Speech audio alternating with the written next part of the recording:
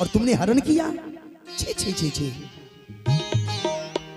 सीता हरण हुआ था तो सीता की विलाप सुनकर के कोई नहीं आया, एक जटायु ही आया, पक्षी, वो भी मांस खाने वाला। कहा चिंता मत कर पुत्री, मैं हूं ना, मैं तेरे पिता समान हूं, चिंता मत कर। अब विचार कीजिए, एक भारत का एक पक्षी भी सीता स्त्री को बचाने के लिए टूट पड़ा, क्रोध किया उस वक्त, और सीता को एक क्षण रथ से उतार कर नीचे बैठा दिया और रावण को मूर्छित कर दिया। कुछ देर रावण मूर्छित रहा।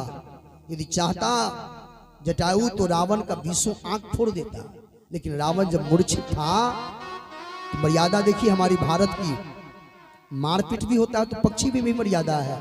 उसने मूर्छित में जटायु ने रावण पर प्रहार नहीं किया, कहा ये मूर्छित है, नहीं मारूंगा इसको। फिर वो जगा तो रावण ने सोचा यदि मैं इसका पंख नहीं काटूंगा तो ये मेरी प्राण अपनी खेत में आ जाएगी, तो रावण ने पंख काट डाला। तब राम राम करके धरती पर वो गिर पड़ा। तो साहब आज भी भगवान राम की राजधानी में जटायु का आगमन हो चुका है, आए।